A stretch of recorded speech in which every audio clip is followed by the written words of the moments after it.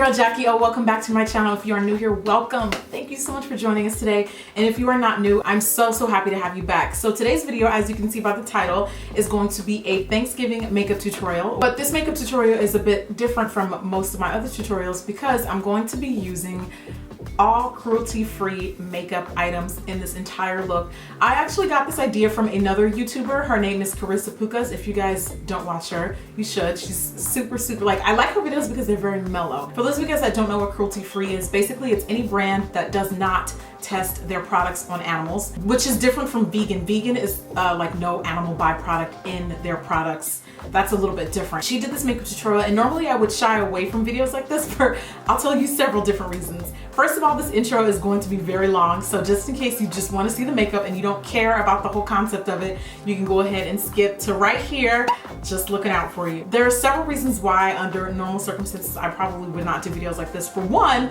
as you can see, I have a little bit of pigment to my skin, and I have dark skin, and it's already hard enough finding makeup that suits my skin tone, looks good, photographs well, so on and so forth. So to even narrow down that list even more to brands that don't test on animals would really kind of screw you over if this was maybe 5 to 10 years ago. Luckily, there are so many more mainstream brands, especially like Sephora and Ulta, that are starting to cater to more skin tones that just so happen to also be cruelty-free, which is pretty good. So there are ways around it if you want to completely go cruelty-free and you are a woman of color, but it is going to be a little bit harder, definitely. Like, I definitely ran into some challenges finding brands that would work for this tutorial, but that was the first concern. My second concern is, and please don't take this the wrong way if you are vegan or vegetarian or whatever your lifestyle choice is, it's really difficult to open the conversation to topics like this because they tend to be very controversial, and they tend to be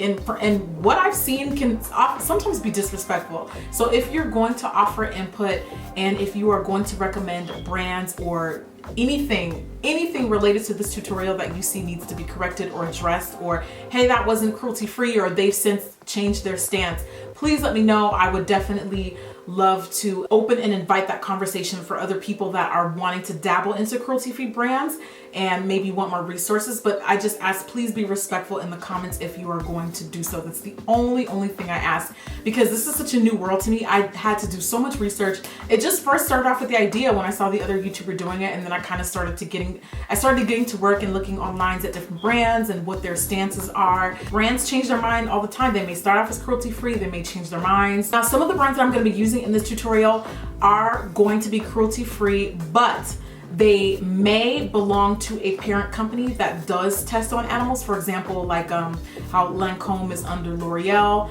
and how NARS is like under, I don't know, NARS is under L'Oreal, I believe, I think, because MAC and NARS are both under the same umbrella. So, but NARS does not test on animals and MAC does. So there's a little bit of gray area. As with anything, if this is definitely something that is of interest to you, I would advise, please do your research. I'm going to leave several different references of where I found that were very reliable. I had some help as well. My friend Naona, who is amazing at makeup and is super passionate about animals. I just wanted to say thank you for helping me, inspire me and giving me some ideas and places that I could start with finding these brands.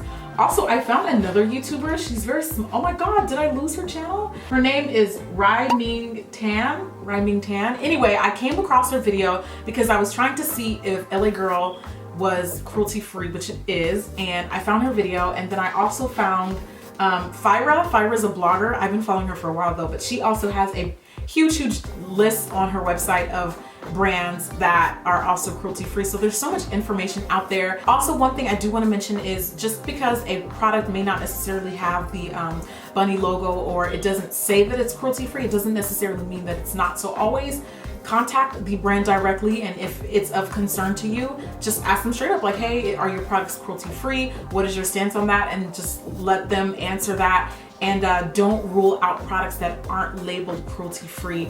Always just go straight to the source and then just ask them, and they'll either tell you the truth or they'll give you a roundabout answer. Normally, if they give you a roundabout answer, that's kind of a hint towards they probably aren't cruelty-free. So yeah, I just thought I'd throw that out there. I don't necessarily know that I'm going to go full cruelty-free. I don't know. I mean, it would literally have to come from a place of like, I just wake up one day and feel like God put that decision on my heart. And then I also kind of feel like it's a little conflicting because I'm not vegan or vegetarian, nowhere near vegan or vegetarian. So I'm not sure what my stance will be on that. I don't know. I never say never. I could change my mind one day, but I definitely do feel like it's a conversation worth having.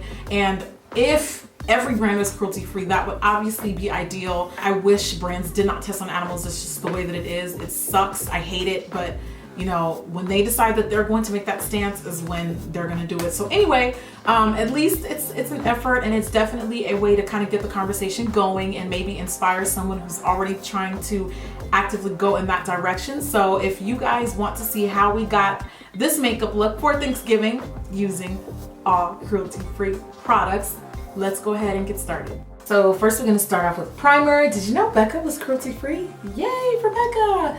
FYI, this primer is going to make me look really washed out because it's super mattifying.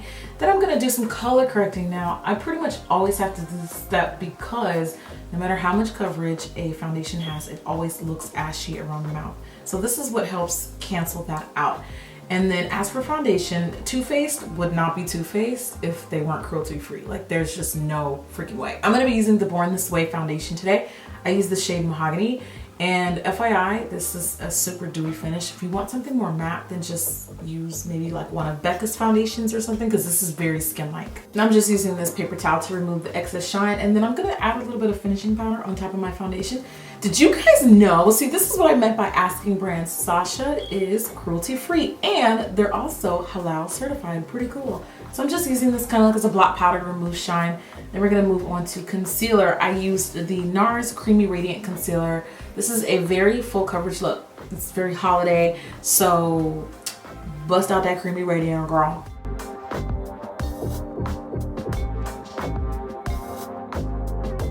I'm gonna do some light contouring. I'm gonna take this LA Girl Pro Conceal. I believe the color is Espresso, I think.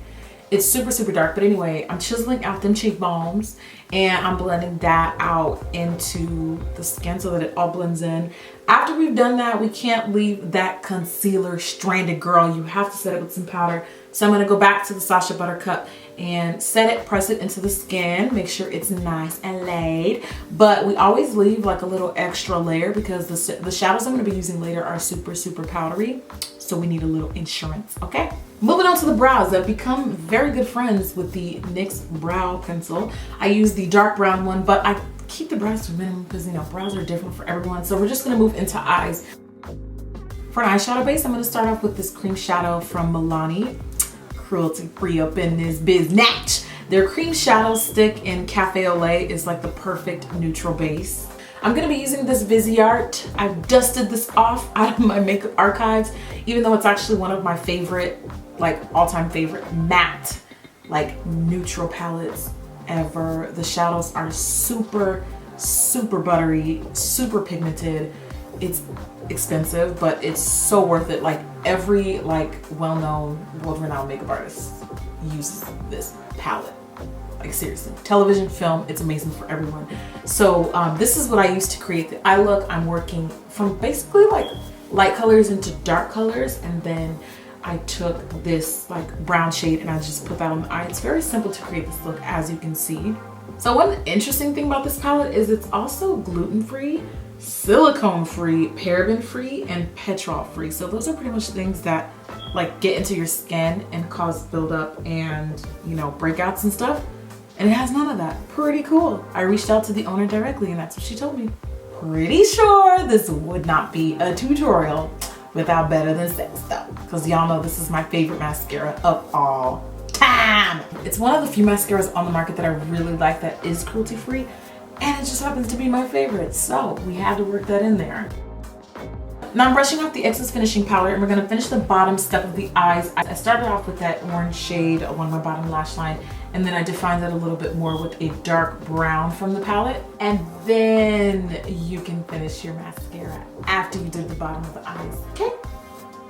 After my mascara, make sure you allow, Make sure you let the mascara dry after you do this, but I'm gonna be setting my makeup with a glow mist from Pixie's Cruelty-free. I like this because it just kind of removes the overly powdery look for my makeup. Then I'm gonna take my Sasha Matte Brown blush, and I'm gonna be using this to chisel out my cheekbones even more.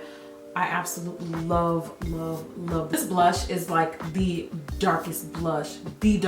Like it's almost as close to black as it gets. I love this. I'm gonna take my Tarte Bling It On blush palette, which is one of my favorites. I'm mixing two blushes, and I'm gonna be applying that on my cheeks. And as for a highlight, I went all the way in for this highlight. Like, I don't know what inspired me today, but I'm using Becca Opal Shimmering Skin Perfector, the pressed version, and I'm putting that on the high points of the cheekbones, Cupid's bow, like up around the mouth area, nose. Like, I just want it to look like F real, okay? Just shimmery.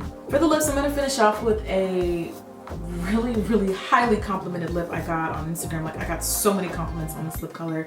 I started with a flesh tone pencil, and then I used Teeny Tiny, the liquid lipsticks from Colourpop. I believe this is one of their newest shades, and it's probably gonna be sold out soon because this color is so pretty, and I feel like it's one of those colors that just looks different on everyone. And oh, I almost forgot, you have to add the inner shimmer. I wanted to kind of break up some of the mattes in the eye, so I added a shimmer in the inner corner, and that's it. Thank you so much for watching today's video. I hope you guys enjoyed it. If you did and you're not already subscribed, please do. I would love to see you back, and please hit thumbs up on the video. It definitely supports my channel and keeps, you know, keeps things flocking over here. And if you guys want any more info on any of the brands that I use, or if you want to check out more cruelty-free brands, definitely hit the info box below. I think I'm gonna also put like YouTubers and vloggers that are like all into cruelty-free, if I can remember to do so. If I don't remember to do so, please let me know in the comments.